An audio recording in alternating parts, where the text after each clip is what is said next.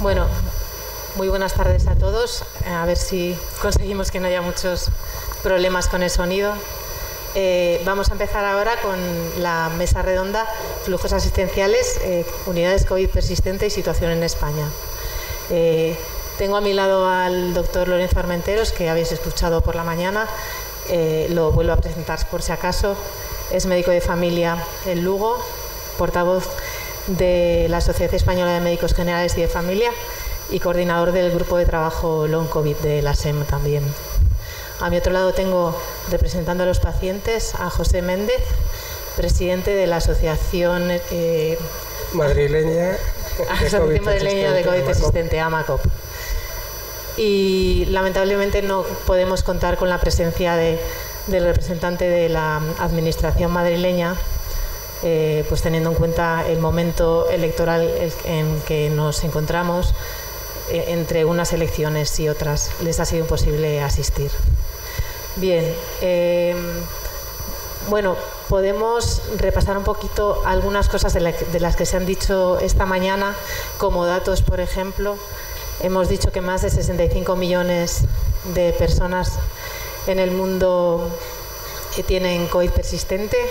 En España son cerca de 1,5 millones ya. Y sabemos que es importante investigar para aumentar el conocimiento de la COVID persistente y para mejorar la salud de estos pacientes, ¿no? Pero también es importante adaptar nuestro sistema de salud y nuestro método asistencial para responder a las necesidades de estos pacientes. Teniendo en cuenta que esta enfermedad, esta entidad, es un complejo sintomático multiorgánico, ya hemos dicho a lo largo de la mañana, bueno, han dicho Lorenzo, ha comentado también Joan Soriano, que es incluso Lourdes Mateu en su intervención, que es importante dar una asistencia integral, una atención integral a estos pacientes, formada por equipos multidisciplinares y por protocolos de actuación consensuados que incluso puedan dar una respuesta casi individualizada. Bien. Lourdes comentó también esta mañana, Lourdes Mateu, que si ordenamos la asistencia podemos abaratar el coste económico que está teniendo esta enfermedad. Hemos hablado también de unidades COVID persistente o unidades post-COVID. Y me gustaría empezar esta mesa redonda abriendo ya debate y preguntando pues, a Lorenzo y a José, como representantes de pacientes y profesionales sanitarios, cómo pensáis que debería ser la asistencia a los pacientes COVID persistente y cómo deberían estar constituidas estas unidades COVID persistente o unidades post-COVID. ¿Cómo las llamamos? Si quieres, Lorenzo, empezar tú. Yo creo que las tenemos que llamar unidades COVID persistente. Las unidades post-COVID tienen un concepto más amplio. Tienen un concepto más amplio que habla de unidades en las que podrían entrar secuelas de COVID con un daño orgánico propiamente dicho, bien sea cardíaco, respiratorio generalmente, o aquellas unidades donde los pacientes que han sido vistos, que ya han sido diagnosticados posiblemente en atención primaria, necesitan un apoyo de otra especialidad. Esta mañana, cuando hablaba del caso clínico y ponía toda la historia tenebrosa de una paciente que había vivido eso, nos da pie a lo que era uno de los motivos de la jornada. ¿Cuál es el seguimiento que tenemos que hacer? Y ahora las unidades tienen que ser un complemento. Básicamente hay que dar una autonomía a aquella parcela que sea la creadora de la unidad. Medicina interna, neumología o preferiblemente atención primaria por la cercanía, la accesibilidad, las posibilidades que tiene, si le dan pautas para tratar, para diagnosticar. Entonces, una vez que se tiene esa unidad establecida o creada, con esa autonomía, desde atención primaria se puede realizar todo aquel trabajo que puede significar ese seguimiento que citábamos en muchos aspectos para llegar de una forma lo más amplia posible a valorar qué necesidades tiene este paciente. Evitar en la experiencia de lo que nos ha dado ese peregrinaje que hacía por diferentes especialidades. Pues después del neumólogo vas a ir al otorrino, después al neurólogo, después de los 3 que han visto han acabado recomendándote que vayas al psiquiatra te va a ver, y entonces no, vamos a intentar minimizar. Yo creo que las unidades modelo tienen que ser aquellas que se pueda hacer desde un punto primordial que gire alrededor del paciente, todo aquello hasta agotar las posibilidades que se puedan tener y buscar ese apoyo puntual y momentáneo de una manera coordinada con la atención hospitalaria, buscando aquellas medidas. El predominio sintomático estamos viendo que es claro, hay personas que tienen un predominio sintomático respiratorio, otros que lo tienen cardiológico, incluso que tienen predominio neurológico. Pues a lo mejor hay que evitar el resto de actuaciones que a veces lo que hacen es verdaderamente incrementar la incertidumbre en esos pacientes, pero para eso hace falta herramientas que debemos tener, más posibilidades diagnósticas, más tiempo y más confianza en nosotros para poderlo hacer, porque si el paciente con COVID persistente, que ya tiene un grado alto de incertidumbre, no le damos la tranquilidad suficiente y la confianza para que podamos hacer todo aquello que pensamos, estamos condenados a fracasar. Y de esta manera vamos a centrarnos mucho en el paciente y buscar puntualmente aquellos apoyos de atención hospitalaria que sea necesario, siempre de esa manera coordinada, trabajando en conjunto, en una asistencia compartida y en cualquiera de los métodos que sea un criterio multidisciplinar, interactivo, pero beneficioso para el paciente. Perdonad que me alargase un poco, pero tenía interés en decir al menos esa posibilidad de que no todo está tan mal, sino que hay posibilidades y que hay esperanza y que podemos tener muchísimo más rendimiento de aquello que se pueda crear en unidades COVID persistentes. Sí, José, si quieres. Sí, bueno, efectivamente coincidimos los pacientes en que deben ser unidades multidisciplinares.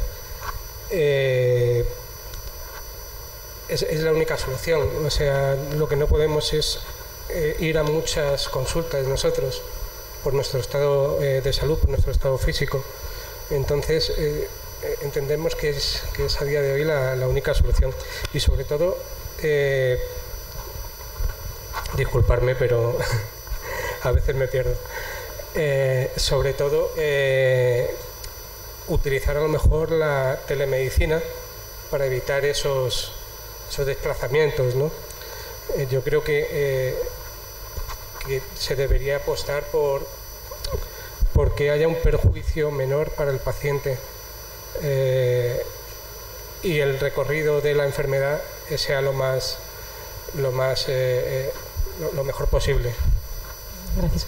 Entonces, Lorenzo, esta mañana ponías de ejemplo la unidad del Hospital Germán Trias y Pujol, la unidad de COVID persistente, pero ¿crees que, por lo que he entendido en tu intervención, ¿crees que debería estar coordinada por atención primaria o puede hacerse de otras? Bueno, quizá esa respuesta no la puedo dar yo, no tendría que estar Lourdes, que tenemos la suerte que está aquí, pero yo creo que, corrígeme si me equivoco, vuestra unidad ha variado de un inicio muy hospitalocentrista a descentralizarla mucho más hacia atención primaria.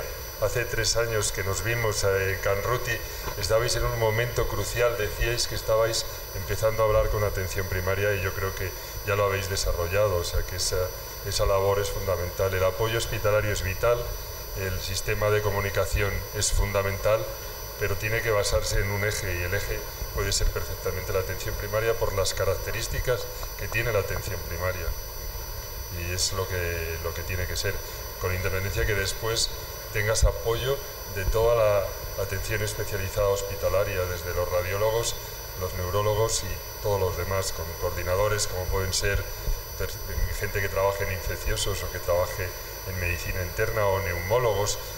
Yo creo que las unidades de COVID persistentes están lideradas por diferentes profesionales porque están basadas en individualidades.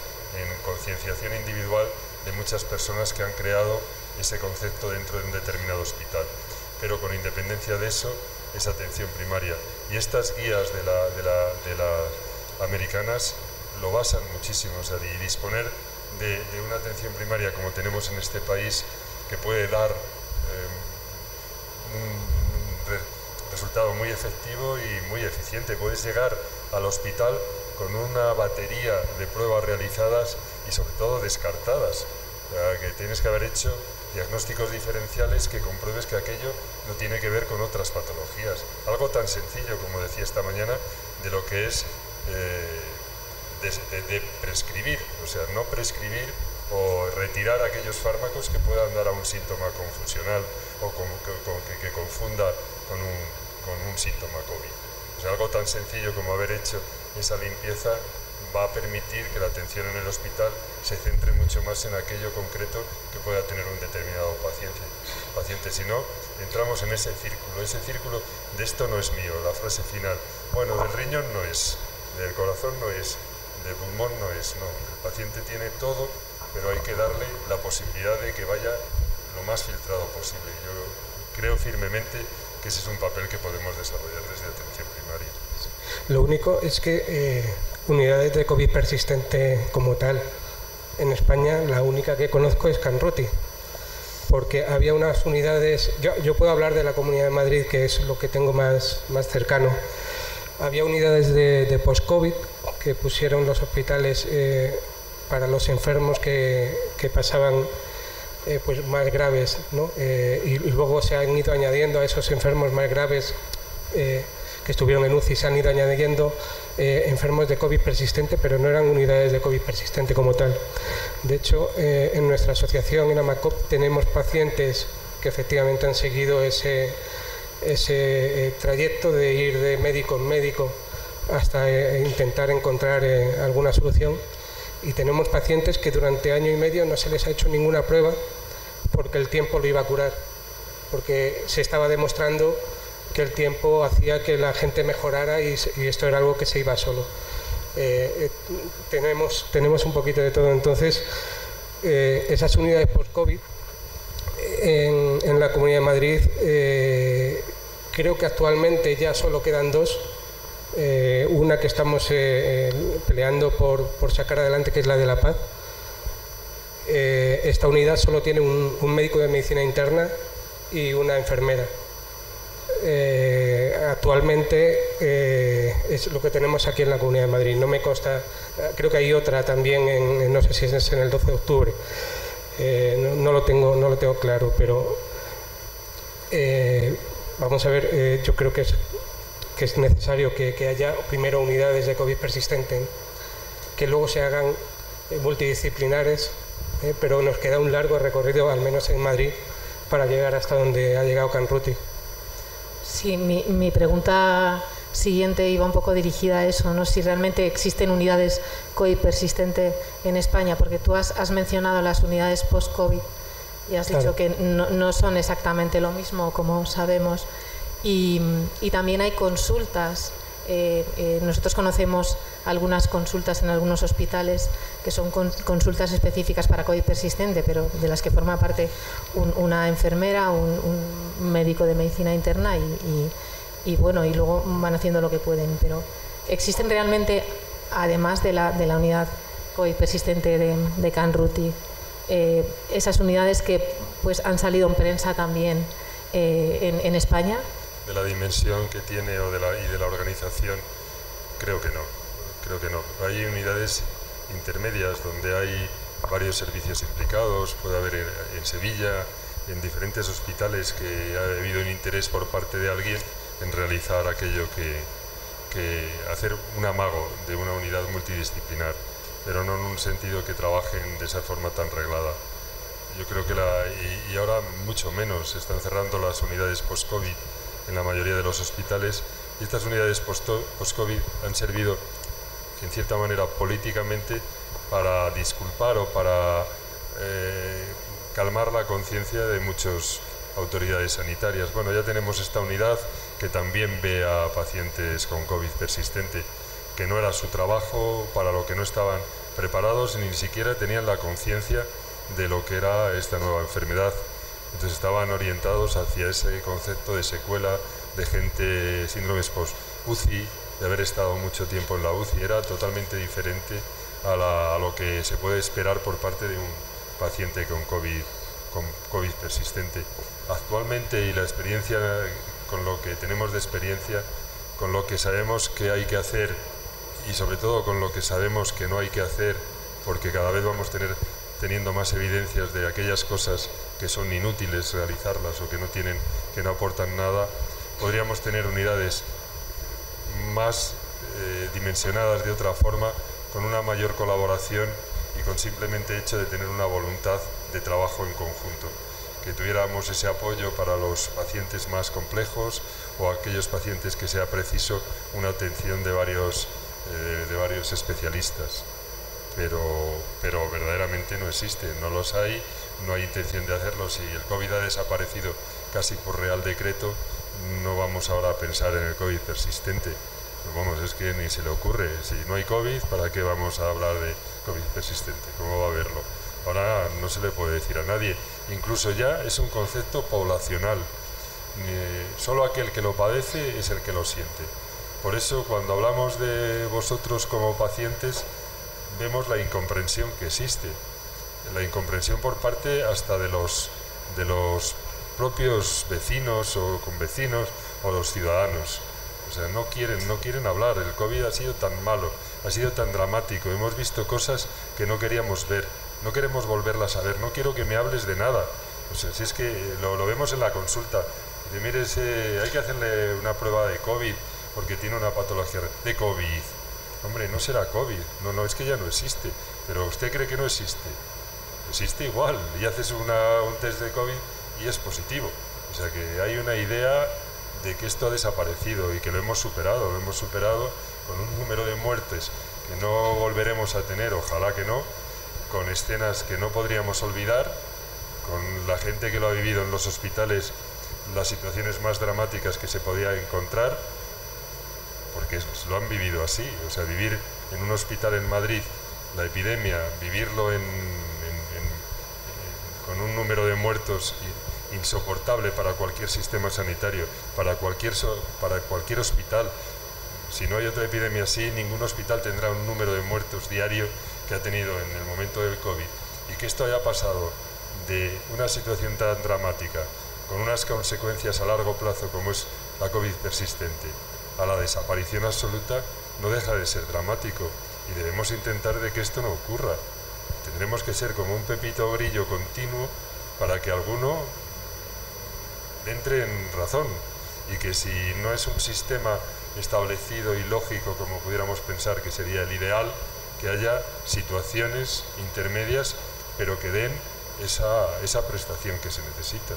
Tiene que haber algo de eso. O sea, no lo podemos hacer, sino todo esto que estamos haciendo hoy aquí, toda la base fundamental que tiene REICOP, todo aquello de los que hemos trabajado y seguimos trabajando muchos de nosotros, no tendría sentido, y como pensamos que esto tiene sentido, deberemos seguir así.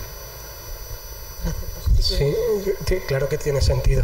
El trabajo que está haciendo REICOP, el trabajo que está haciendo la SEM, el trabajo que están haciendo las asociaciones, el trabajo que están haciendo todos los que intentan colaborar con los enfermos, tiene sentido porque hay más de 1 millón de personas en España afectadas. En la Comunidad de Madrid hay más de 170.000 afectados. Entonces, por cada una de esas personas tiene sentido. Pero yo creo que hay muchos más. Cuando hablamos del 1,5 millones, con ese porcentaje que puede estar entre el 5, el 10 o el 15, la OMS habla de que hasta un 70% de los pacientes que hayan tenido COVID podría tener algún síntoma por encima de los 3 meses y estaría en eso, porque es que uno de los motivos que hay actualmente más frecuentes de consulta es el cansancio. No consultan por nada más, solo porque están cansados. Pero no es un cansancio normal, es lo primero que te dicen. No vaya a pensar, esto es más. Yo he estado cansado, sé lo que es estar cansado y esto es más.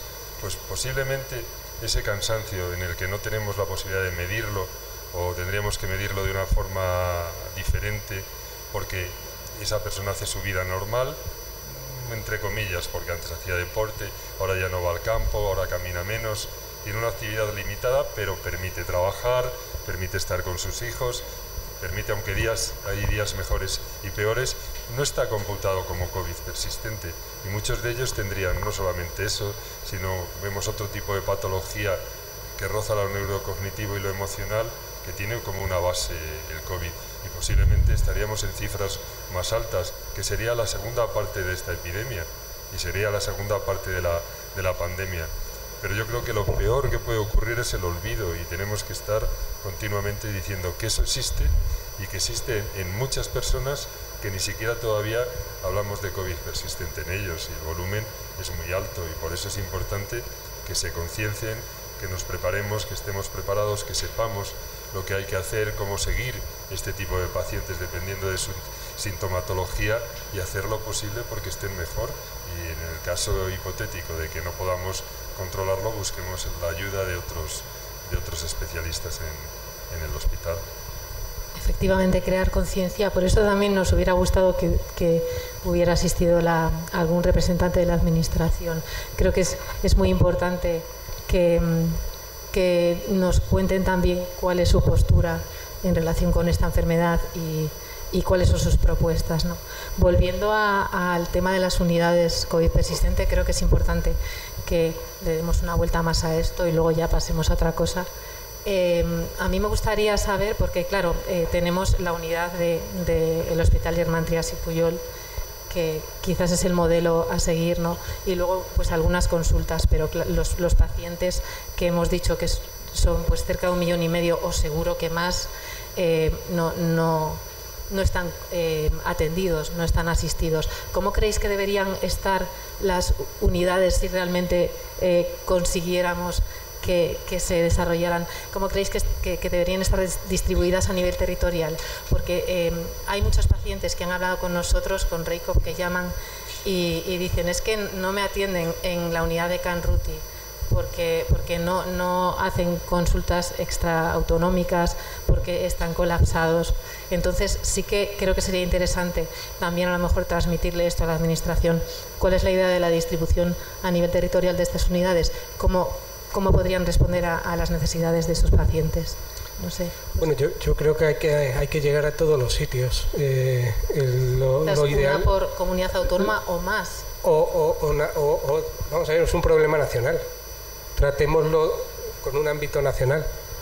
Si hay que llegar a todos los sitios, la mejor forma es, a lo mejor tiene que haber unidades centralizadas en diferentes hospitales especializados.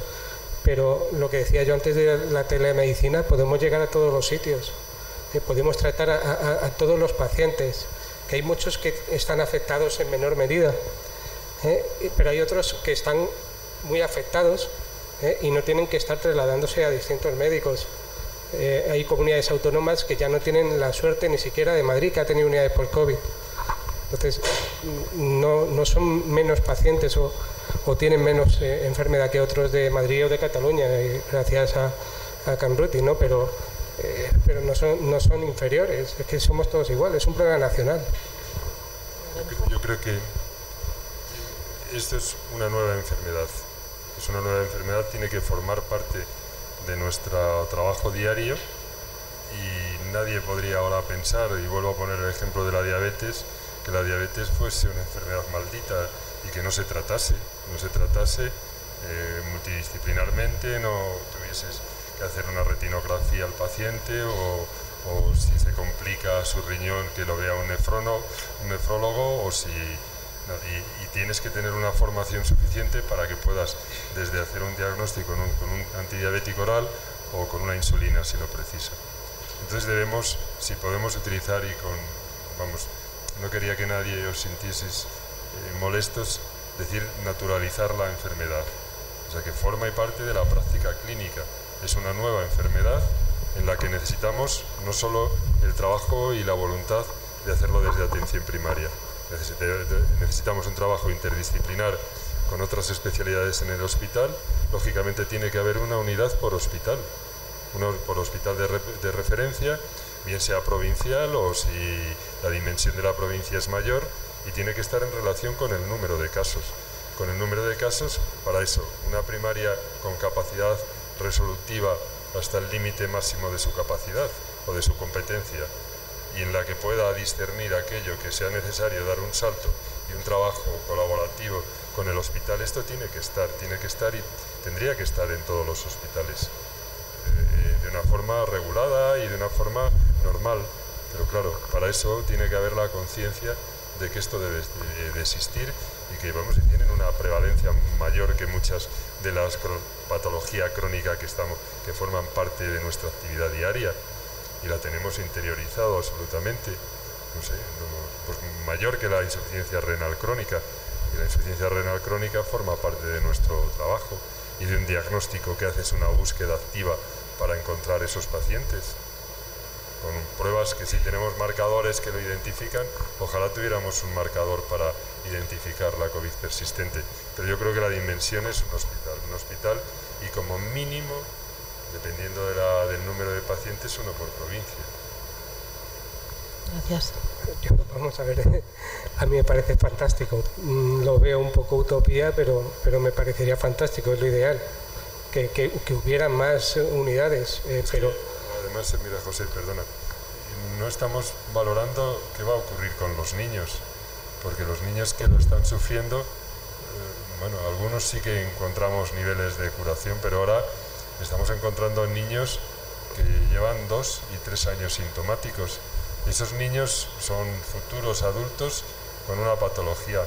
No estamos hablando de la patología sobrevenida que puede tener la COVID persistente, del envejecimiento prematuro que puede tener la COVID persistente, de la aparición de patología crónica inapropiada para la edad biológica que tienen los pacientes con COVID persistente.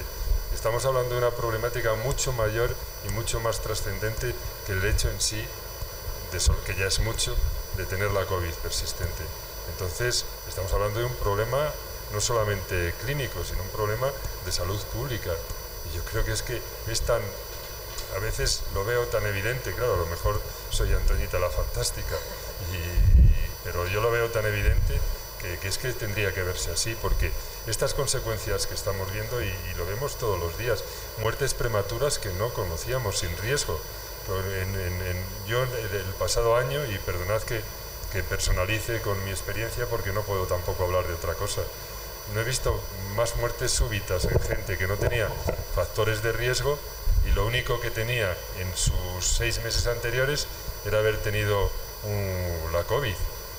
Entonces hay una relación, no queremos verla, no se han investigado, no se hacían autopsias de este tipo de pacientes.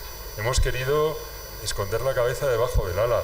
Entonces esas muertes prematuras inapropiadas para la edad que tenían, sin factores de riesgo aparentes, algún motivo tendría que haber. Entonces todo esto que he relacionado no es solo el problema de la COVID, es todo lo que puede venir en un plazo de unos años, con COVID persistente o con haber tenido COVID y tener ahora mismo solo cansancio, pero tu cuerpo se va deteriorando de una manera mucho más precoz que si hubiera biológicamente lo que tendría que haber ocurrido. Entonces, eso también es COVID persistente, y eso estamos dejándolo un poco de lado, porque hay un gran volumen con una patología muy gorda, muy grave, muy compleja, como podéis tener alguno de vosotros, pero ese número es lo que incrementan los datos y el problema de salud pública. Ya, lo que pasa es que aquí quien debe dar soluciones no ha venido hoy. La administración, la sanidad es quien debería aportar, pero no desde un punto de vista del médico, ¿no?, que está atendiendo, que lo está pasando mal, que está desbordado, que tiene un problema importante, y desde el paciente. Aquí falta una persona en esa silla que hubiera dado muchas respuestas también, o por lo menos lo hubiera intentado. Tenemos que tener la persistencia de un martillo pilón. O sea, esto, no sé, a veces se consigue, no sé, construir una catedral picando piedra, pero yo creo que hay que picar la piedra, y ahora estamos en fase de picar piedra, y tendremos que hacerlo, y tendremos que hablar nosotros con nuestros compañeros, y aquel que sea más escéptico, intentarle convencer. Las asociaciones de pacientes tendrán que hacer su papel, y hablar con los políticos y hablar con quien corresponda. Pero yo creo que la dimensión de la COVID persistente no solamente es una dimensión mucho más grande y un problema de salud pública a 15 años que a lo mejor tendríamos que tener ahora la perspectiva de valorarlo y trabajar en eso. No dentro de 15 años arrepentirnos de lo que no hayamos hecho ahora. Bueno, una cosa que no dije al principio es que si cualquier persona del público quiere intervenir, no tenéis más que levantar la mano e interrumpirnos. No me acuerdo de tu nombre, Susana. Sí, es por grabarlo.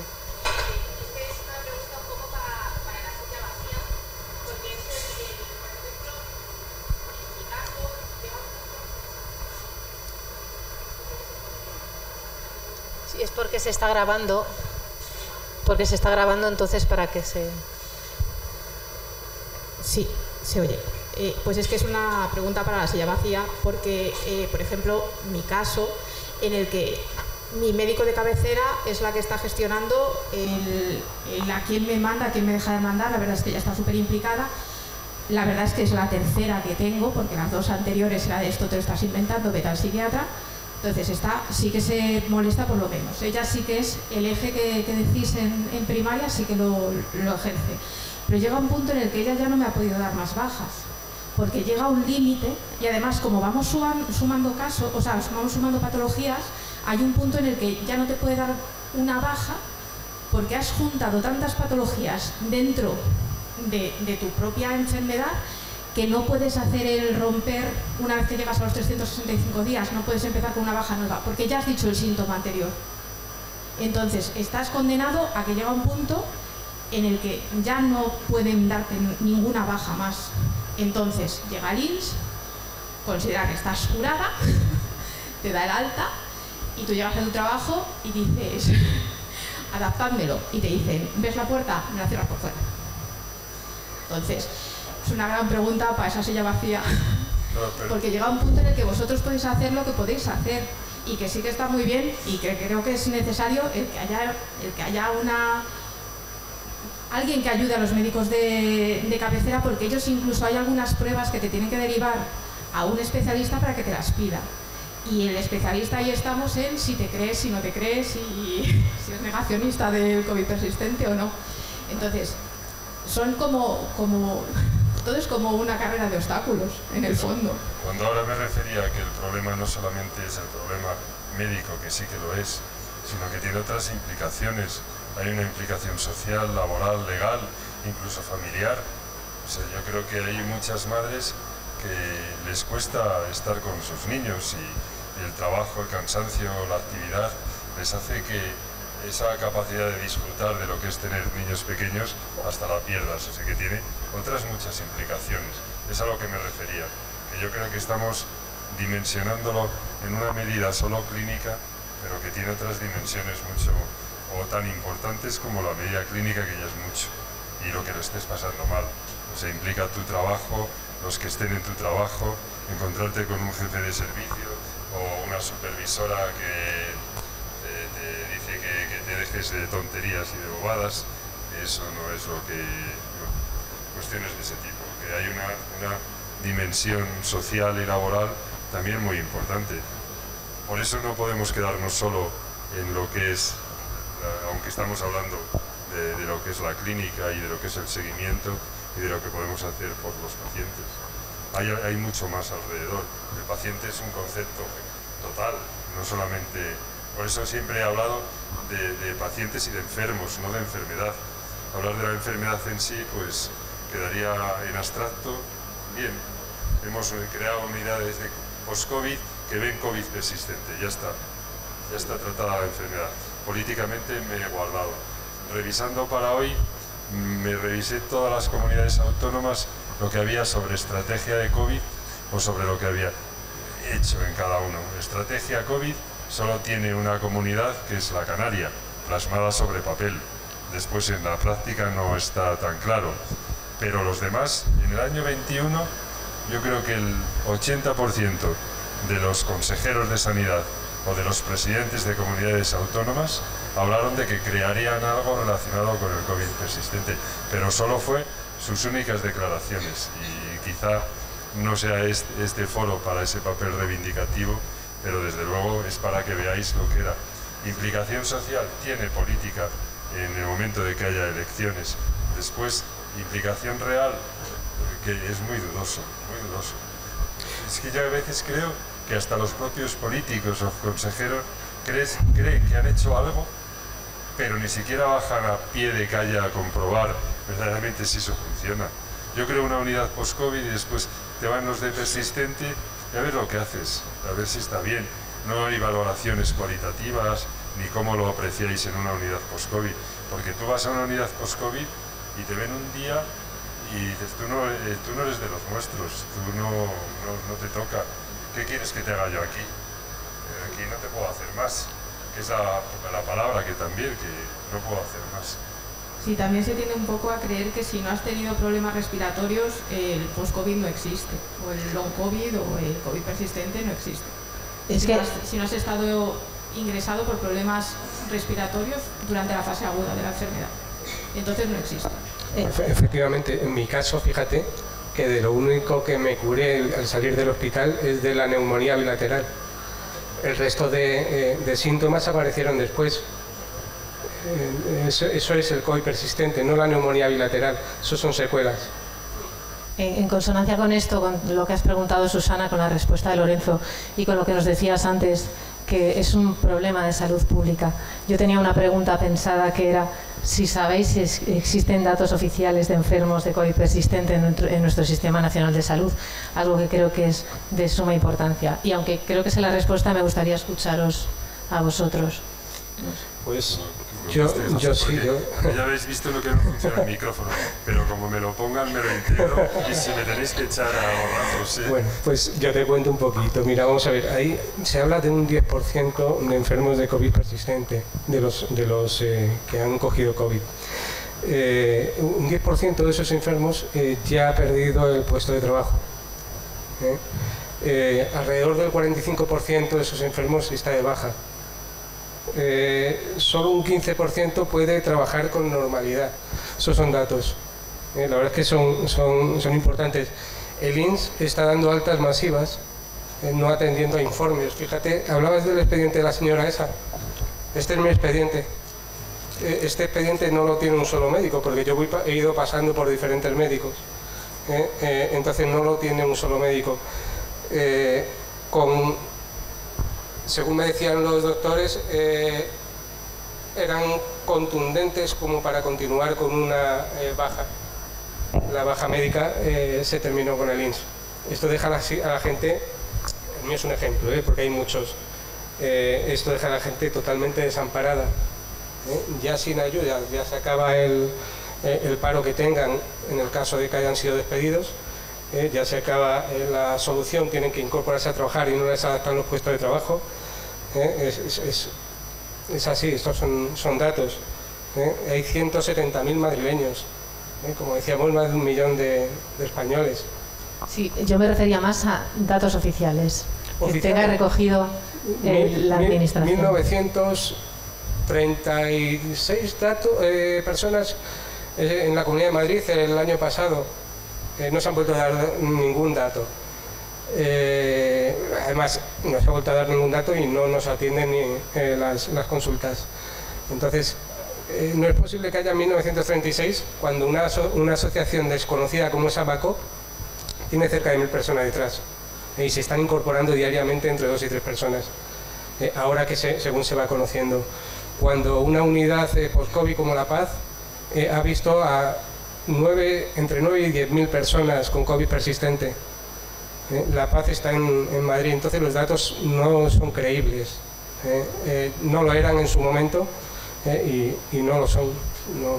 Tampoco hemos tenido durante muchos meses, tras las primeras fases del COVID, se solicitó que tuviéramos un sistema de codificación único, que verdaderamente pudiéramos tenerlo y que así pudiésemos ver la dimensión real de la enfermedad. Nunca se ha tenido. Ahora se tiene un sistema común de codificación, pero no se han relacionado las bases de datos. Ni siquiera en nuestra comunidad tenemos acceso a saber cuántos están codificados. que una cosa es codificar y otra es codificar bien, porque una vez que se haga hay que atreverse a decir este paciente cumple los requisitos de COVID persistente y lo voy a marcar como COVID persistente. Entonces tiene que haber, por un lado, la administración que regule el sistema de codificación, por otro, la uniformidad por parte de los médicos en codificar la enfermedad de una manera determinada, y solo con esos datos podríamos ver la dimensión real.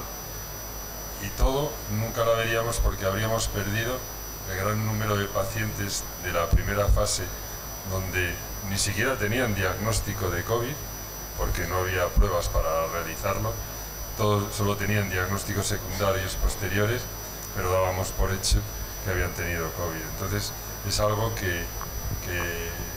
un iceberg en el que vemos solo la punta, pero no vemos todo lo que hay detrás y que quizá no lo sepamos nunca, no veamos nunca la dimensión real.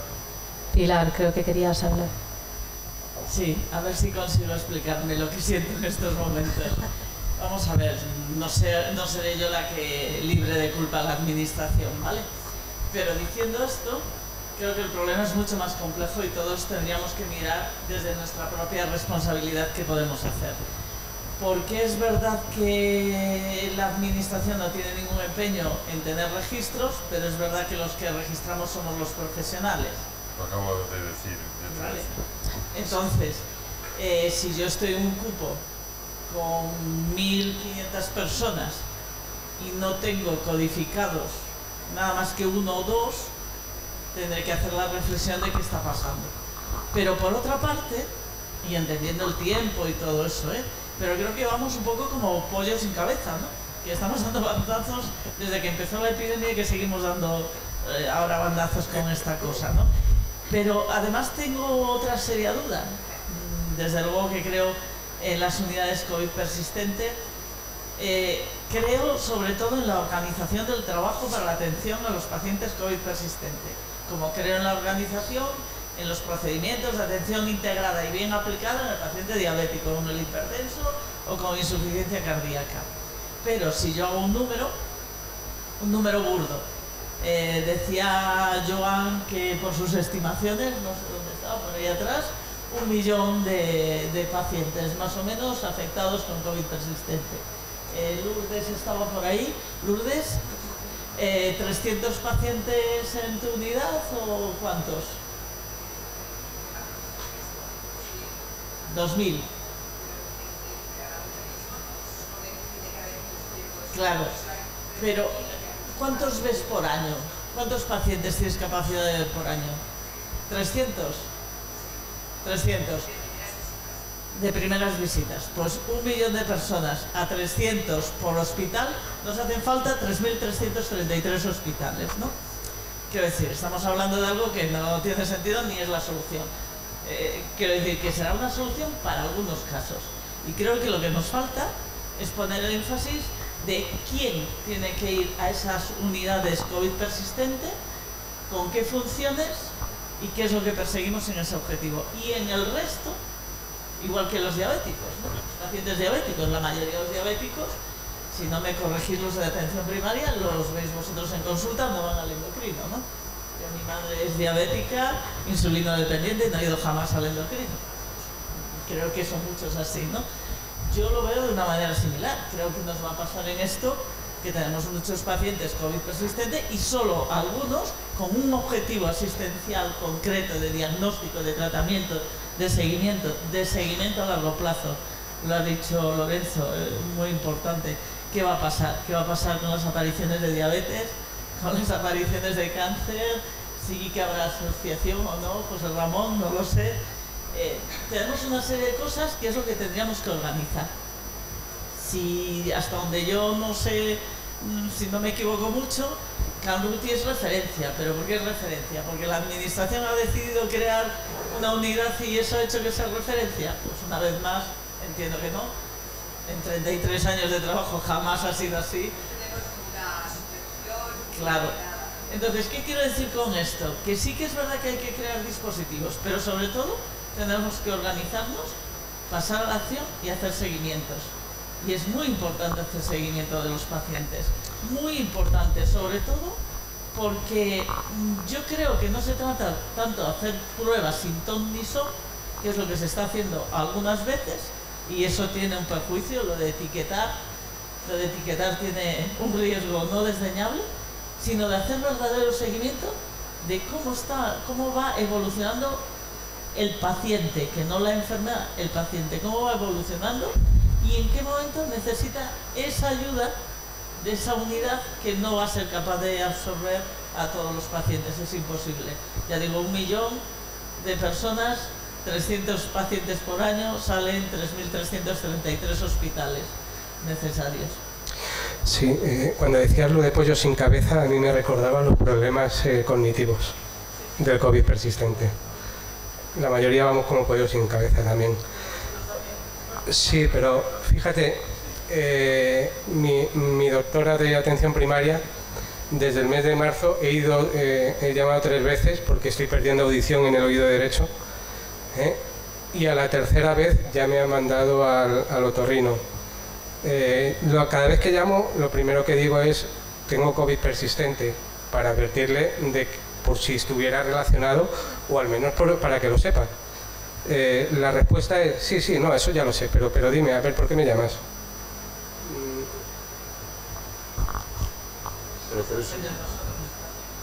Yo quería hablar de varias de las cosas que se ha hablado. Una, bueno, este comentario que has hecho, yo sí, desde fuera, mientras estabais hablando vosotros, se me había ocurrido.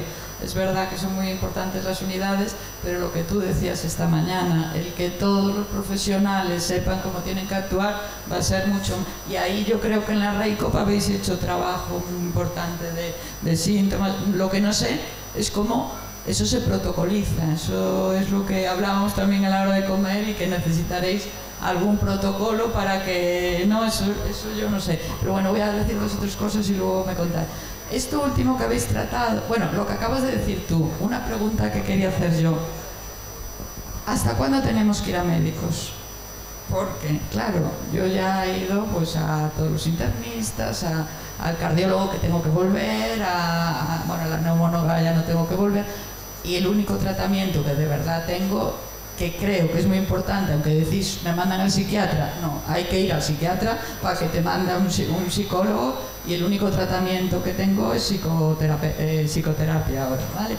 Y bueno, y medicación para la ansiedad, que también he comentado esta mañana con alguien que no es un síntoma solo o sea, es un síntoma biológico. A mí cuando me caen todos los síntomas encima, me cae la ansiedad también, biológicamente. Y luego además eso me hace que tenga más ansiedad, tal. Pero entonces, yo ya he ido a todo, yo tengo que volver al cardiólogo, tal, pero yo no tengo que volver a un médico de familia. ¿Hasta cuándo? Porque claro, al último que fui, que se supone que es muy bueno, me dijo: pues tienes COVID persistente, pues si hay un ensayo clínico te llamaré, pero no me puede decir mucho más. Entonces eso es un poco lo que te dice a ti tu médico, que a mí realmente yo lo entiendo, ¿Qué me va a hacer? Yo lo entiendo, pero no sé hasta cuándo eso hay que seguir. Yo creo que estamos hablando de lo mismo todos, y lo hemos dicho a lo largo de toda la tarde, ni siquiera, y la mañana. No se puede ni siquiera todos ir a unidades específicas, pero tienen que existir. Cuando existan, tienen que trabajar en conjunto y trabajar colaborativamente.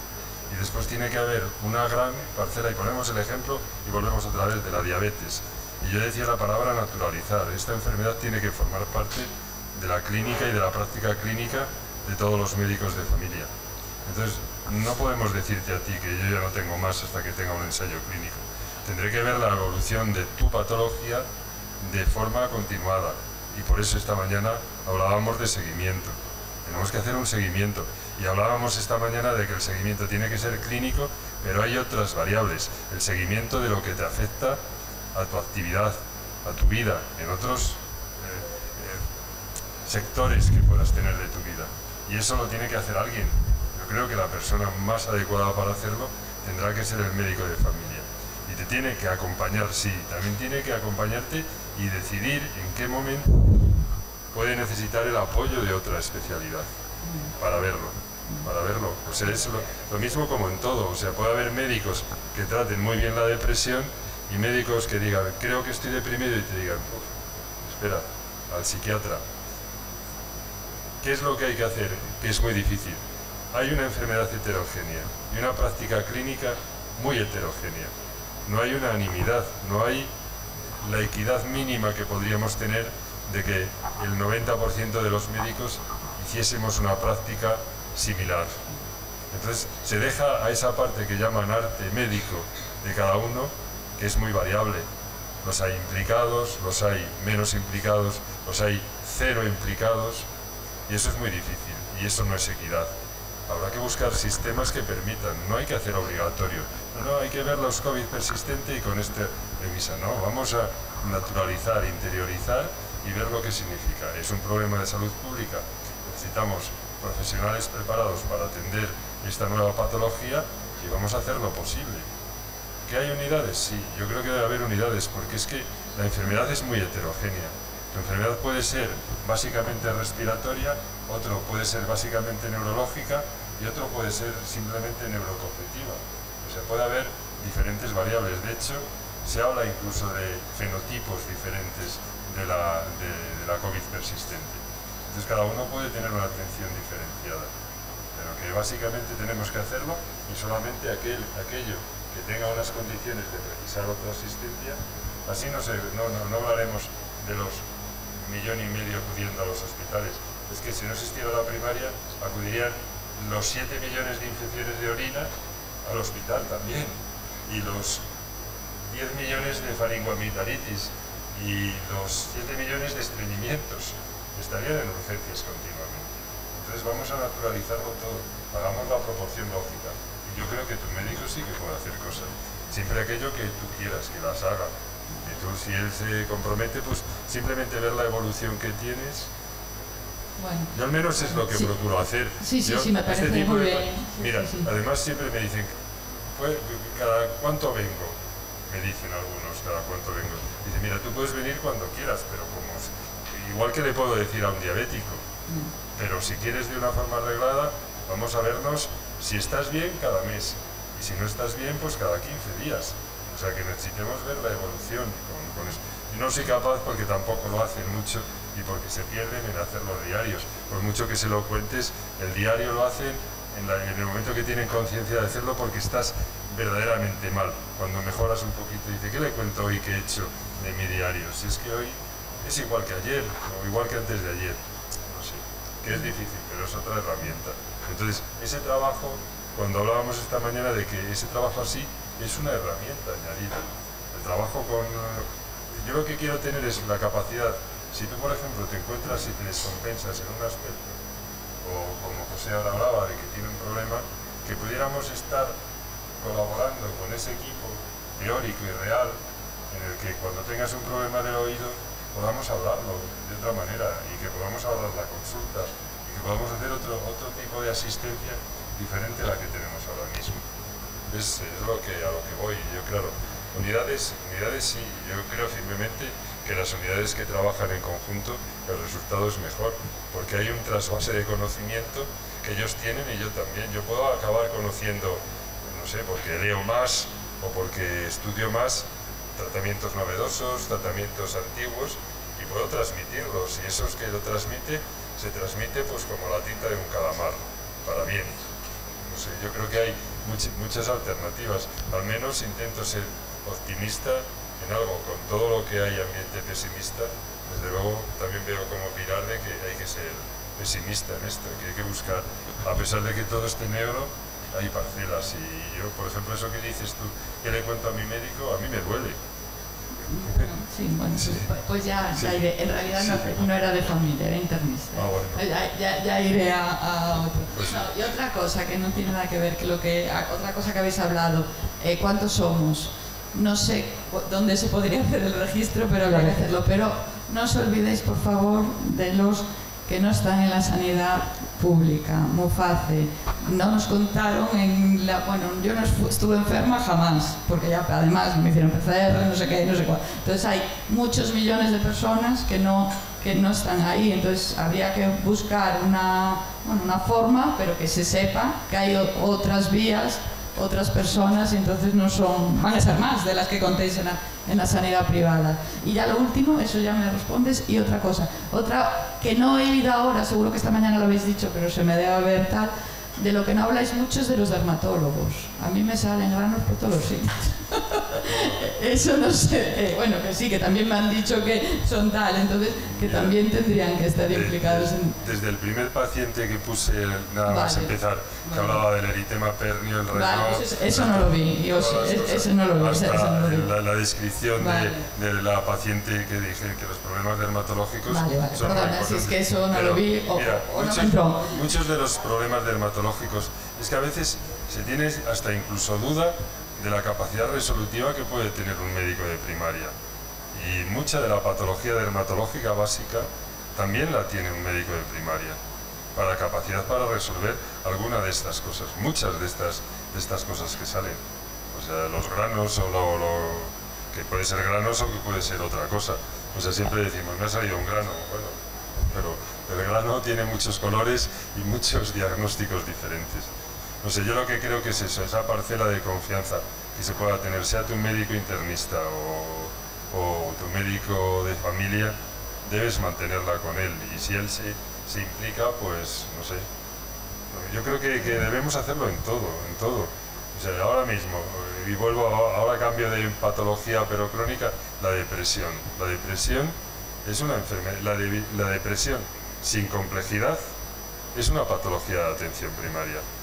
Pero después te encuentras cosas raras, que un paciente está de baja por depresión y llega a la inspección médica y le dice, ¿pero le ha visto el psiquiatra? Dice, no, ¿y quién le trata? Mi médico de familia. ¿Su médico de familia? Dice, no, usted tiene que ir al psiquiatra para que mantener la baja por depresión. Dice, no, es que yo no quiero que me cambien ni siquiera el tratamiento, que a mí me está yendo bien, que yo fui muy mal y ahora estoy mucho mejor. No quiero que me lo cambie. No puede ser. Vaya al psiquiatra, porque tiene que ir al psiquiatra. O sea, eso también tenemos que tener esa confianza en el médico que nos está tratando. Muchas de las cosas las podría resolver.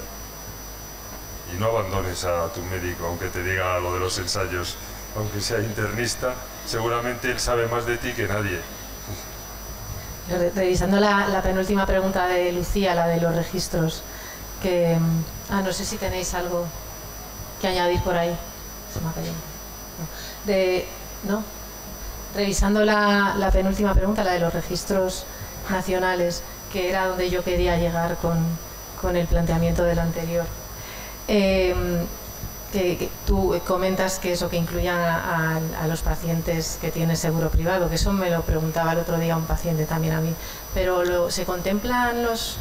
Yo pues ni idea, o sea, no lo sé.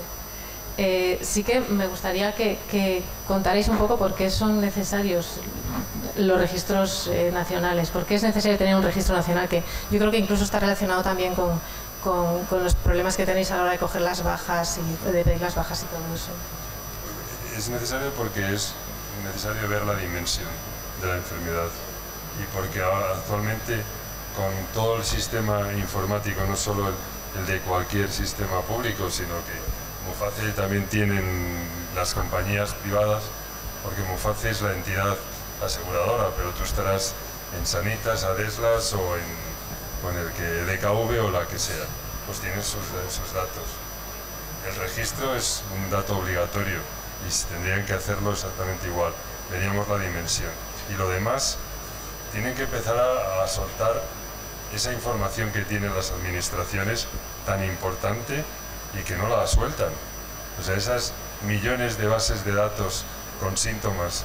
A alguien se le ocurre, vamos a relacionar la COVID persistente y no banalizo, con tomar Coca-Cola. No sé, ahora mismo, haciendo una buena historia clínica, recogiendo datos, todos los datos posibles, se podrán combinar y ver relaciones que a lo mejor no seríamos capaces ni de sospechar, para ver perfiles, para ver fenotipos o para ver qué es lo que está ocurriendo. Y eso es como mentar al diablo cuando tú pides un dato para poder, son datos reservados, guardados como si fuera un tesoro, para que pase el tiempo y nadie sepa qué hacen con ellos. Bueno, no sé si los tendrán a la hora de decidir determinadas situaciones. pero ahora mismo, cuando se recogen bien, cuando las historias son completas, y aún serían mejor si pudiéramos tener historias donde cogiéramos datos no de forma relatada, sino que fuéramos marcando ítems concretos donde esos datos pudieran ser computables. Eso daría una información no sobre esta enfermedad, sino sobre múltiples enfermedades. Sí, Lorenzo, pero eso viene, por ejemplo, en la aplicación que ha ayudado Reiko a diseñar. Esos datos vienen, pero ¿los médicos de atención primaria están dispuestos a abrir esa aplicación? Es que tampoco se llega ahí. El problema es que esa aplicación es una muy buena herramienta para el trabajo, pero no tiene forma de comunicarse con ningún dato. O sea, ahora mismo no tendría la capacidad para trasladarlo a un servicio de salud. Yo lo digo porque la guía que en su momento se sacó, yo se la llevé a mi doctora de atención primaria porque ella decía que no sabía nada y no había recibido nada. No creo que fuera así. Cuando se la llevé me dijo que es que no tenía tiempo para leer todos los informes que le llegaban. La aplicación es genial, pero siempre y cuando los enfermos llevemos un registro y los médicos de atención primaria sigan la aplicación, si no, no ha servido para nada todo lo que se hace. Está claro, pero te vuelvo a decir, eso es una herramienta más. Que esa herramienta estuviera incluida en una historia clínica o una herramienta o otra similar, daría todavía más información para todos, para la hora de realizar estudios, realizar cualquier cosa, ver esas bases de datos relacionadas unas con las otras, esos millones de datos que existen actualmente. No sé, mira, puedo poner un ejemplo. Imagínate que ahora mismo yo vivo en una zona donde las tuberías todavía son de amianto. Entonces, a alguien se le ocurre decir, bueno, voy a mirar de este barrio de mi ciudad, donde todas las baterías, o las tuberías, perdón, son de amianto, a ver si tienen la misma relación de cáncer que el barrio X, que es nuevo, y han construido todas las baterías, las tuberías son de otro tipo. Pues serían datos a nivel de salud muy importantes que a lo mejor no se quieren dar o no se quieren utilizar. Pero ¿por qué existe ese miedo? Yo tampoco lo entiendo. Porque creamos alarma social. Creamos alarma social, le damos un poquito de miedo. Fíjate, yo hoy quería hablar de una persona con COVID persistente, dar un par de líneas. Esta persona está luchando por vivir, tras un ingreso hospitalario esta semana pasada. Lleva 3 años con COVID persistente y ahora hay que añadir un intento de asesinato, intento de suicidio. Eso da mucho miedo. Yo creo que es por eso, por lo único que se quiere esconder, ¿no? Porque esos datos no se puede lanzar ese mensaje, porque la gente, ¿qué va a pensar?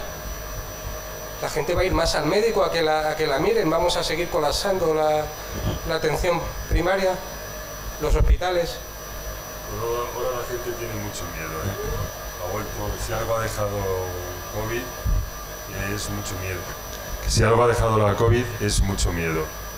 Las consultas ha cambiado el perfil absolutamente. Ahora se va mucha gente joven que antes no iba y se acude mucho más al médico por cuestiones a veces banales, pero sí que ha cambiado los perfiles.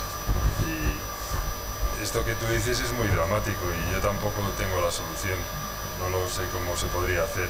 Lo que sí sé es que todo está basado en voluntades, y si hay voluntad por parte de los médicos, hay voluntad por parte de las autoridades sanitarias, hay una colaboración que sí que la hay y la van a tener siempre por parte de los pacientes, que estáis dispuestos a tomar aceite de ricino si hubiera la esperanza de que eso funcione. O sea, yo no he visto un colectivo que sea más abierto a cualquier cosa que le ofrezca, sea el Montelucas o sea el Paslovid o sea lo que sea. O sea, si hay la mínima esperanza de que eso puede curarte, te lo tomas, vamos, no sé, como si...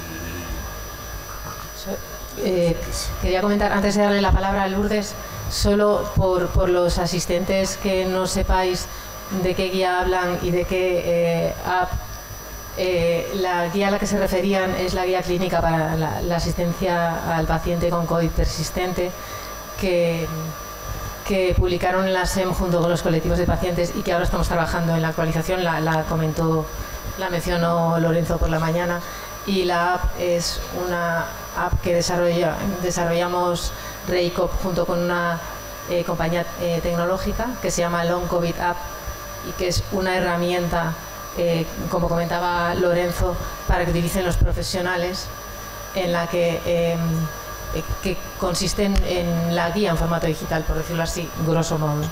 Vale, simplemente quería matizar estas dos cosas. Sí, Lourdes, gracias. Solo un comentario. Hay un problema también fundamental, que es el sistema informático que tenemos. En España cada comunidad tiene su sistema informático asistencial, ¿no? El problema, y lo que nos diferencia de Reino Unido, Dinamarca o otros países donde comparten las bases de datos. Lo digo porque lo que hemos hecho nosotros en atención primaria es un proceso asistencial donde el médico, cuando está visitando, y abre la ficha del paciente, tiene un proceso de COVID persistente con las diferentes cosas que tiene que hacer dependiendo de los síntomas, con lo que es mucho más fácil visitar así el paciente. Y también sería más fácil luego tener todos estos datos, ¿no? ¿Cuántos pacientes tenemos diagnosticados con COVID persistente? ¿Cuántos tienen disnea? ¿Cuántas pruebas, espirometrías o presiones máximas inspiratorias están alteradas, ¿no? Tendríamos que tener todos esos datos codificados, no solo en médicos, sino también en enfermería. Y todo no es tan fácil, porque parece que nosotros funcionamos muy bien y no es verdad, ¿no? Porque el plan piloto ha funcionado muy bien en el CAP, en uno de los ambulatorios donde está la doctora Asunción Wilke, que es una de las promotoras del programa, pero cuesta trasladarlo porque hay que crear esa necesidad al médico de atención primaria de esa necesidad de cambio, ¿no? De que visitar los pacientes con COVID persistente con el programa, ¿no? Con el proceso, les facilitará la asistencia, ¿no? Hay que crear ese cambio, y para esto no sé si el Ministerio nos ayudaría mucho. Esto es como un trabajo de peregrinaje que hacemos por todos los CAPs, ¿no? Pregonando la importancia de este nuevo proceso, ¿no? Es un trabajo como de hormiguitas. Y, por supuesto, lo que he dicho antes, no tenemos ninguna subvención, ningún dinero extra. Lo que tengo son dos buenos jefes que me dejan hacer lo que quiero, y porque, bueno, básicamente por la Fundació Lluita contra las Infeccions, ¿no? Que lo más importante es el paciente, y cuando decidimos que se tenían que hacer resonancias las pagamos nosotros hasta que demostramos que eran eficaces, y nos la pagó la administración, ¿no? Pero ya está, sí. Gracias, Lourdes. No sé si queréis decir algo. Sí. Creo que tú has hablado de puntos que son fundamentales. Es el uso de la tecnología a favor del paciente y de nuestro trabajo, y el algoritmo médico como un sistema que permita una equidad, al menos en la asistencia. Entonces estamos hablando de dos cosas que son fundamentales. El que nosotros tengamos una serie de ítems que tengamos que realizar en un proceso no está robotizando nuestra asistencia. Estamos utilizando la tecnología para hacerlo mejor, y eso homogeneiza la asistencia, es más equitativa porque hace que sea mucho más igual y te deja una parcela de trabajo personal muy importante. O sea, no estamos perdiendo esa capacidad que alguien podría decir, estáis mecanizando la asistencia. No, estamos utilizando la tecnología a nuestro favor, y eso es fundamental. Eso hay que hacerlo para que todos tengamos el dato no subjetivo, sino objetivo para poderlo valorar. Y modernizaremos también el método de la asistencia. Yo creo que es fundamental el que se utilice todos los métodos tecnológicos a favor del trabajo, de agilizarnos el trabajo y en beneficio de los pacientes. En eso estoy absolutamente de acuerdo y soy un firme convencido de que habrá que hacerlo más. Pero yo os diría una cosa, fui una mosca cojonera, con perdón, para que incluyeran la valoración de la violencia de género. Lo dije, bueno, no me voy a poner hiperbólico, pero muchas veces. En la nueva versión de la historia clínica que hay en Galicia, ya hay una pestaña para violencia de género. Una pestaña que está en todas, o sea, hasta para las señoras que tienen 104 años y también pueden sufrir violencia de género. Pero sería difícil hacerle la entrevista. Pero, o sea, que las cosas se consiguen y la tecnología se consigue. Y a mí no me puede sentar mal que si alguien tiene 55 años y hay que hacerle un screening de cáncer de colon, me lo recuerde si lo ha hecho o no lo ha hecho. Porque seguramente entre las 25 cosas que serían importantes hacer a alguien que cumple 55 años, no voy a recordar las 25. Tengo la facilidad de que a lo mejor el paciente viene más veces, pero si yo puedo darle toda la información, como pueda ser eso, o como pueda recordarme que se tiene que vacunar del herpes zóster o del neumococo. O sea, tenemos que utilizar la tecnología a nuestro favor, porque yo creo que haremos una medicina más equitativa y mucho más favorable. No dependerá de mi estado de ánimo, de que hoy esté más concentrado, esté menos concentrado, más cansado o menos cansado, o más enfadado o menos enfadado. Eso no va a variar mi forma de trabajar, ni es interferir en mi forma de trabajar. Es utilizar simplemente la tecnología en un beneficio mutuo. Que a nadie puede parecerle mal. Gracias. Sí que... ¿le dais el micro? Ya lo tiene. Hola, no sé si se me oye. No me acuerdo cómo te llamabas tú. Aranza. Nada, yo, a ver, solamente soy médico de familia en la Comunidad de Madrid. Ratificar lo que ha dicho Lorenzo. Los médicos de familia nos hemos ganado la confianza de todos nuestros pacientes y somos, creo que la única especialidad que existe que sabemos de todo, ¿vale? Manejamos la incertidumbre, somos transversales, manejamos los recursos como nadie y dominamos la prevalencia, ¿vale? Lo mismo que ha dicho Pilar, que el 90% de los diabéticos los vemos nosotros y no los endocrinólogos, así como el resto de todas las patologías, ¿vale? Entonces, sí tenemos en la Comunidad de Madrid los protocolos de COVID persistente, sí hubo un impulso para empezar, porque en la Comunidad de Madrid, desconozco los demás, la Comunidad de Madrid sabe de la existencia de los pacientes y sabe que no es rentable esconder la cabeza. El asunto es que, bueno, pues eso parece que se ha quedado un poquito en el olvido, ¿vale? Pero yo también quiero, escuchando lo que habéis hablado algunos, lo que ha reforzado Lorenzo, o sea, nosotros somos los especialistas y nosotros seremos los especialistas del COVID persistente, es nuestra patología, ¿vale? Porque engloba todas las sintomatologías. Entonces sí, las unidades multidisciplinares, desconozco la de Barcelona, no sé si hay médico de familia integrado. Sí, pues me alegro muchísimo, ¿vale? Perfecto, me parece fundamental, ¿vale? Y creo que también nos falta un poquito a los médicos a veces, yo intento motivar a mi equipo y ser coaching, pero creérnoslo, ¿vale? Que somos los controladores y somos los que sí dominamos esa patología tan prevalente. Llámese COVID persistente, llámese diabetes, llámese hipertensión, ¿vale? Si el 90% de los hipertensos tuviesen que ser atendidos por un cardiólogo o por un internista, el sistema nacional estaría hundido. Entonces, eso también forma parte de que nosotros no lo creamos, ¿vale? Mire, ellos en Canruti, y vuelvo a hablar por vosotros si me corriges, se dieron cuenta de lo que significaba la atención primaria y desde muy al principio empezaron a trabajar con ellos, hicieron ese trasvase de lo que era recepción de pacientes a una búsqueda activa y una mejor envío de los pacientes desde atención primaria, y siempre lo han valorado y han confiado en ellos, trabajan con ellos ahora mismo en las unidades y dentro de ese equipo está la atención primaria y como un elemento básico. Creo que es así, ¿verdad, Lourdes?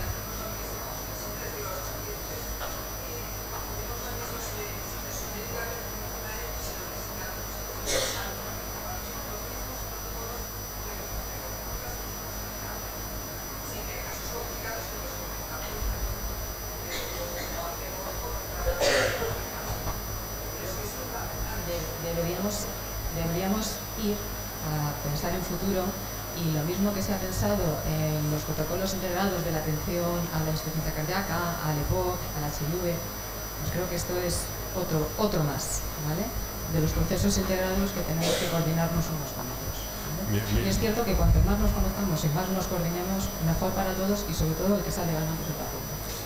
Esto que hablábamos de compartir el conocimiento es fundamental. Cuando yo de una manera concreta, una unidad como pueda ser multidisciplinar, a una derivación de un paciente que posiblemente pudiese haber estado conmigo más tiempo y haber tenido una capacidad mayor de resolución, si yo tengo el aprendizaje suficiente, el siguiente paciente no lo haré, porque lo hemos hablado entre todos, y mira, yo ahora mismo a este paciente no le aporto nada desde la especializada hospitalaria, y posiblemente con este recorrido se podía haber hecho mucho más y haberlo mantenido en primaria. O sea, yo creo que ese trasvase de conocimiento y esa experiencia te da posibilidades de cambio. Es la primera vez, no sé, como en todo, volviendo a la diabetes. Si tú mandas a insulinizar porque no quieres, tarde o temprano tendrás que darte cuenta de cómo insulinizan, y si quieres aprender y hacerlo tú. Entonces sería lo mismo. O sea, yo creo que es fundamental el trasvase de conocimiento. Si la medicina nunca ha sido egoísta, vuelvo a repetir, o sea, todos compartimos lo que sabemos. No hay un ejemplo mayor. El ejemplo de los MIR es paradigmático de cómo se forma en este país. Si tienes una persona, no es como formamos a los médicos de familia, que lo tienes pegado a tu lado muchísimo tiempo, si es que forma parte de tu pierna cuando los tienes allí, o sea que, ¿cómo lo van a aprender? Y esa solidaridad, o sea, yo no he visto todavía un tutor que le oculte cosas a su residente para que no aprenda. Al contrario, lo que quieres es que el cuarto año que esté contigo te enseñe él a ti también algunas cosas que haya aprendido. O sea, porque es que somos solidarios y somos muy poco egoístas a la hora de enseñar o de aprender, como dicen en Galicia, que me gusta muchísimo esa frase de decir aprender cuando es enseñar. El micro, por favor.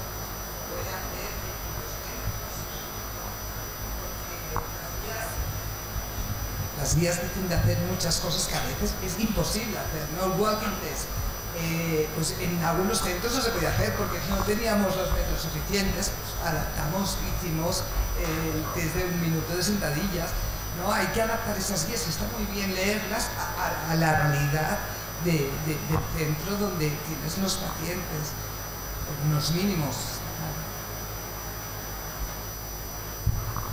Gracias, Lourdes. ¿Alguien más? Sí. ¿Cómo se llama? Yo cambio de tercio otra vez y habéis acabado un poco con esto. Otra pregunta. ¿En otros países qué se hace? Esa la tenía apuntada también. Pues ya la moderadora os pregunta. El Reino Unido yo creo que es el más desarrollado y el que desde el principio ha creído más en la COVID persistente. La NICE fue la primera guía que existió en el mundo sobre COVID persistente. El trabajo con los médicos de atención primaria también fue básico desde el primer momento. Ahora no, que los pobres están un poco de capa caída y han visto que la primaria es muy cara y hay que darle un poco de marcha atrás. Pero bueno, siempre en lo que era el desarrollo, y Francia e Italia sí que tienen unidades de COVID persistente como tales. No sé hasta qué nivel el desarrollo, pero sí que se basaban en unidades de este tipo. Y desde luego lo más claro es el ejemplo del Reino Unido. En Estados Unidos, Biden habló hace aproximadamente 1 año de la cantidad de dinero que iba a invertir en unidades de COVID persistente, y también tienen. Lo que pasa que si todos conocéis cómo es la sanidad americana, pues tiene muchas deficiencias para hablar de unidades de cómo las creemos nosotros aquí. Sigo.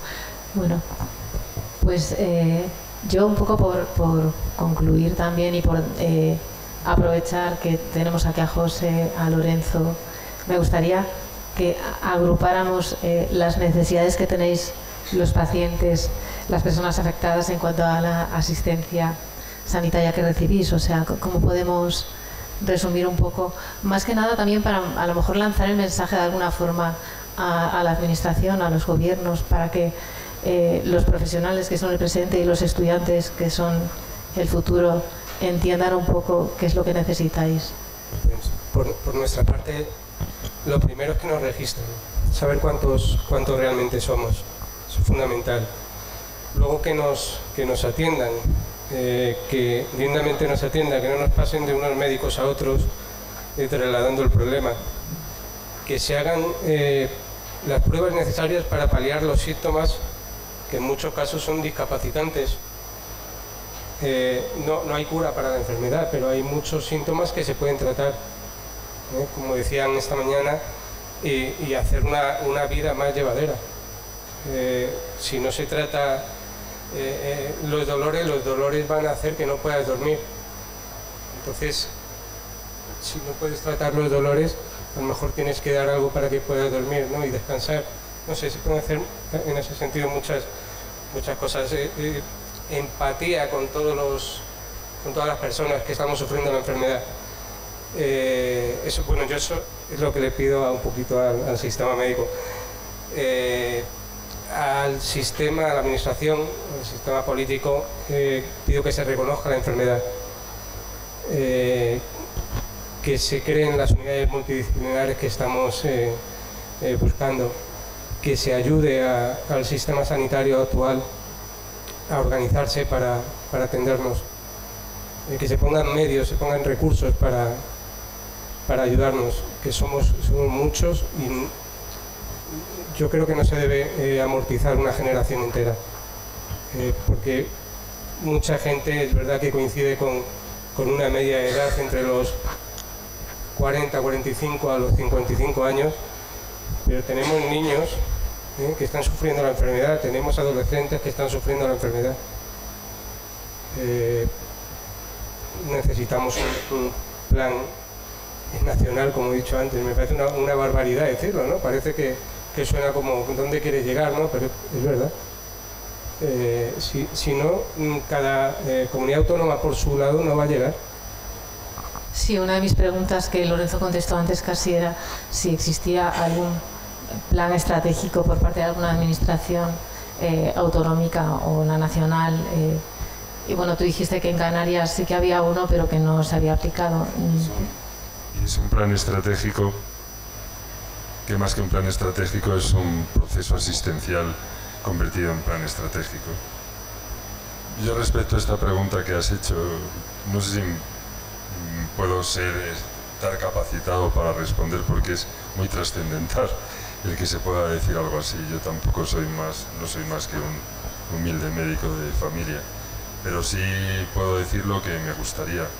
Yo creo que esta enfermedad es muy heterogénea, implica a muchos sectores de la sanidad, tiene una trascendencia no solo clínica, sino social y personal y familiar. Hay que verlo todo en conjunto. Un elemento fundamental para ver un enfermo, no una enfermedad, es el médico de familia en colaboración con las otras especialidades, y lo que verdaderamente tiene que ser, pues eso, posiblemente la palabra que tú has dicho, y que sea necesario un plan nacional que contemple todos los aspectos que aquí hemos tratado para que se pueda dar la dimensión absoluta que tiene la del presente y la que desconocemos del futuro, pero que solamente si verdaderamente tomamos medidas ahora podemos corregir ciertas deficiencias del futuro. No sé, se hablaba de las posibilidades de cáncer o de otras patologías que pudiera tener este tipo de pacientes. Tendremos que tomar medidas para poderlos actuar de forma preventiva, de forma previa, de forma precoz, no esperar a que esto ocurra y darnos cuenta. En fin, que yo creo que es una cosa que dentro de nuestro sentido común nos lo dice, que no es tan difícil hacerlo, pero yo creo que es una cuestión de voluntades y pasos como REICOP, que es una unión de múltiples sociedades y asociaciones, la concienciación por parte de actividades docentes de este tipo y la naturalización y conciencia por parte de la fundamental de los sanitarios, los médicos, pues podemos conseguirlo. ¿Que es difícil? Pues sí, seremos más persistentes. Lo que yo creo que tenemos que luchar contra el gran enemigo, que sería como el dragón, que es el olvido, y es el peor ahora mismo, es nuestro gran enemigo. La intención clara de olvidar que existe. Entonces eso es lo que debemos evitar. No sé si queréis añadir algo las pacientes que estáis presentes en la sala. No.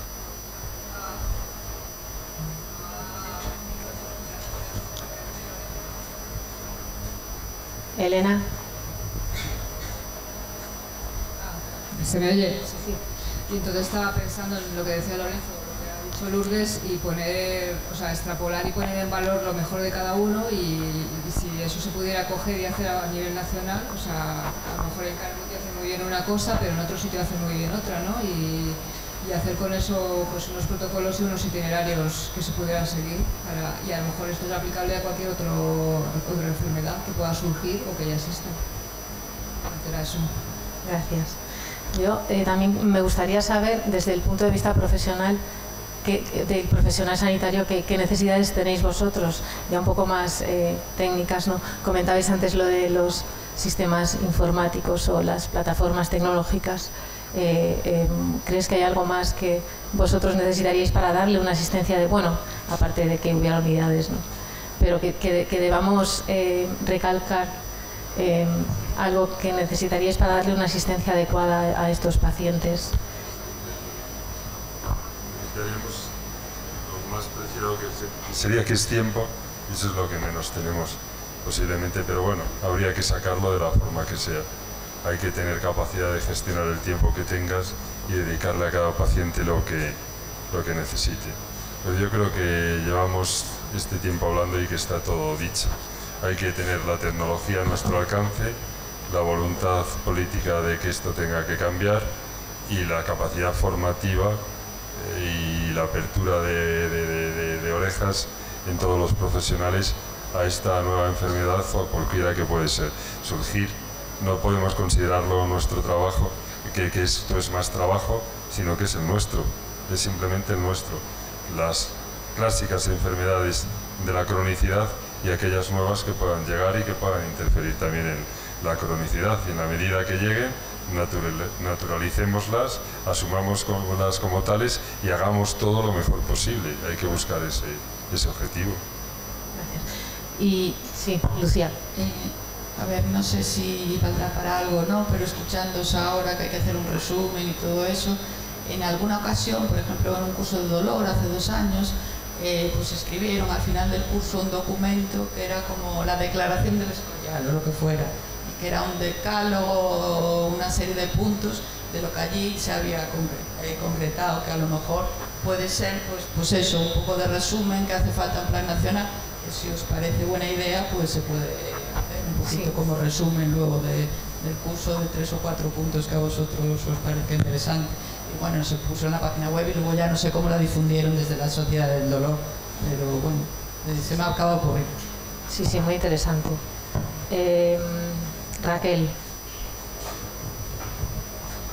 Bueno, es más o menos lo mismo, pero yo quería decir que eso me pareció muy interesante porque las palabras se las lleva el viento, entonces que quede por escrito el resumen o el decálogo de lo que entre todos decimos, ya que no ha venido la administración, que es quien realmente debería de estar aquí.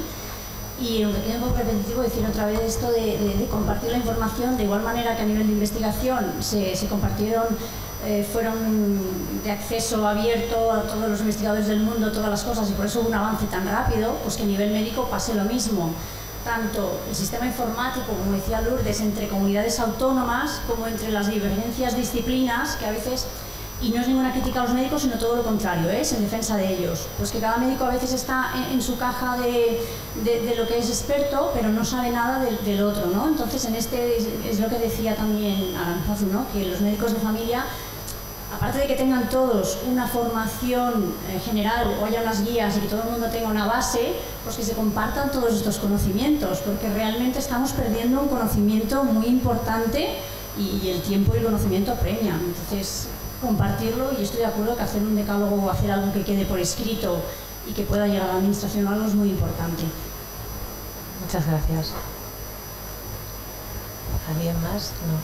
No. Bueno, ya a puntito de de acabar, quería concluir un poco con una pregunta así final que ayudara también a concienciar o a tomar conciencia, ¿no? Haceroslo a los dos y a cualquiera que quiera contestar, que es que cuál es el impacto que puede tener o que tiene y que puede tener esta enfermedad a nivel social, a nivel económico, en el ámbito laboral. No sé si quieren contestar más gente, como Joan, que comentó algo esta mañana, o así. Lorenzo, José. Yo ya he hecho comentarios al respecto antes, aportando datos de en qué impacta a nivel laboral la gente que está perdiendo el empleo, la gente que no va al médico para sabe que tiene algo pero no quiere perder el empleo, la gente que no le adaptan el puesto de trabajo y esa gente acaba perdiendo el empleo, nos va a pasar. Eso a nivel laboral. A nivel social, el INS dando altas masivas va a hacer que haya un problema social importante en los próximos tiempos, porque la gente ya no es que esté acostumbrada a un nivel de vida anterior, ¿no? Que tenía un sueldo, ya es que no tiene dónde agarrarse para pagar una hipoteca. Entonces, eso que tenga, en el mejor de los casos, ¿no? Va a ser muy difícil. ¿A impacto económico? Sí, pero el impacto importante es el de la enfermedad. Lorenzo. Que antes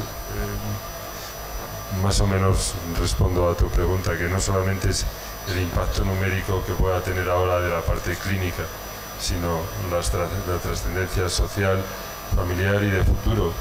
Todo lo que pueda tener como consecuencia el tener COVID o COVID persistente. Ciertas las patologías emergentes, inadecuadas, inapropiadas para la edad biológica que se tenga, y que es un problema de unas dimensiones mayores que el simple hecho en sí del número que tengamos ahora, sino qué consecuencias va a haber en el futuro. Esta mañana, Joan, y perdona que estás allí tranquilo, pero esta mañana hablaste tú de que podría tener una importancia muy alta esta enfermedad en el futuro, y no solamente nosotros, sino la OMS lo reconoce como tal, la importancia que puede tener en los próximos años. Y eso hay que dar, no lo podemos olvidar, porque que no esté ahora en un sentido literal no significa que pueda estar en el futuro. No sé si queréis añadir algo, Lourdes, Joan, José Ramón, Pilar. No. Solamente añadir una cosa. Yo sigo insistiendo, todos tenemos nuestra propia responsabilidad y todos tenemos que poner toda la carne en el asador. Protocolos hay, escritos hay, documentos hay, se han enviado a todos los sitios, pero no llegan. ¿Dónde está el atasco? ¿Dónde está el problema para que eso no llegue donde tiene que llegar? Pues empecemos nosotros por nuestro terreno. Yo no hablo de Madrid ni de nosotros, pero me corriges, Lorenzo, si me equivoco. En nuestra provincia, que es Lugo, hay 58 centros de salud, y de los 58 yo creo que no hay más de 3 que hagan seguimiento de los pacientes con COVID persistente. La situación es mala, es bien verdad, pero es mala para atender a un diabético, una insuficiencia cardíaca, COVID persistente, es mala para atender todo, ¿no? Entonces, sí exigir a la administración, sí también nosotros dar un paso adelante. Nadie nos va a venir a decir, toma este protocolo que tienes que ponerlo. Lo que sí tenemos es que empezar con alguno, por el de Carruti, por el de Madrid, que también está muy bien, por el de la NAIS, por la guía nuestra, por la que sea, por uno. Pero uno hay que seguirlo y hay que instaurar esta práctica clínica dentro de todo lo que hacemos todos los días, en la manera que se pueda y como se pueda. Pero decías tú antes, normalizar. Tenemos que normalizar y seguirle dando lata a la administración para que se empeñe en verlo, claro, pero también nosotros dar este paso. Sabes, eso que dices tienes muchísima razón, porque demostramos lo poco que hacemos y cargamos el alma a la administración para decir, pero ¿qué voy a hacer con vosotros? Y si sois una panda de pringaos, perdonad. Sí, si no estáis haciendo nada, ¿qué queréis? ¿Qué pedís? Dedicaos a lo que tenéis que dedicaros y dejaos de tocar las narices. Mi petición, si me permites, es que aparte de ese documento, que me parece bien ese y muchos más, ya se los hemos enviado yo creo que a todo el mundo mundial, lo hemos enviado a la OMS, por cierto, lo hemos mandado al Ministerio, al presidente del gobierno, a la reina Leticia, ya no me acordaba cuántas más figuras intermedias, pero yo mi petición personal, todos los que estamos aquí, hagamos efecto aceite cuando lleguemos a nuestro centro de salud o a nuestro servicio el miércoles y difundamos, porque lo malo se contagia, pero lo bueno también, ¿no? Difundamos y hagamos esto, seguramente eso añadido a todo lo demás va a tener un efecto mayor, porque nuestros residentes, como decía Lorenzo, aprenden por efecto modelo, seamos un modelo, ¿no? Y cuando llegamos de aquí a nuestro trabajo, y digo centros de salud, hospital, pero digo farmacia comunitaria, digo los estudiantes, digo todos. El miércoles, por favor, pensemos en que hemos estado aquí, intentemos mirarlo con otros ojos, ¿no? Y hacer ese efecto expansivo. Gracias, Pilar. Bueno, nos comprometemos también a hacer ese decálogo que propuso Lucía. Que es una buena idea, por hacerlo, sí. Que no quede por no hacerlo una vez más. Claro. Además, que se pueda decir la declaración del Escorial. Por nuestra parte, haremos todo lo posible para difundirlo y para también seguir presionando a la administración y hacer, pues, allí donde no lleguéis, los sanitarios, es lo que podemos hacer nosotros. Yo quiero aprovechar para agradecer a todos los médicos, los pacientes y el resto de personas que estáis aquí, porque esto es muy importante para nosotros. La difusión de eventos como este es que se hable de nuestra enfermedad. Entonces, muchísimas gracias a todos, de verdad. Habría que aplicar la frase de Kennedy, pero a la COVID persistente. Eso que le preguntaban a Kennedy, o le decían que ¿qué puede hacer América por mí? Dice, no, pregúntese usted qué puede hacer por América. Pues esto sería lo mismo, un poco. Preguntémonos qué podemos hacer, y en el sentido que decía Pilar, llevemos de aquí esto y digamos qué puedo hacer yo por este tema. Muchas gracias. Porque dinero no te va a dar. O sea, así que no te pienses que por ver pacientes de COVID persistente vas a ganar más. Así que olvídate de ese tema. Gracias. No sé si quiere intervenir alguien más. Bueno, yo creo que podemos concluir la sesión. Yo simplemente pediros disculpas porque no me presenté. Pilar me dijo, ¿te presentas tú, Paula? Y le dije, sí, y ya se me olvidó después. Soy Paula Sánchez, soy coordinadora técnica de la Red Española de Investigación en COVID persistente y también coordinadora técnica del grupo Long COVID de la SEM. Muchas gracias a todos por estar ahí hasta el final.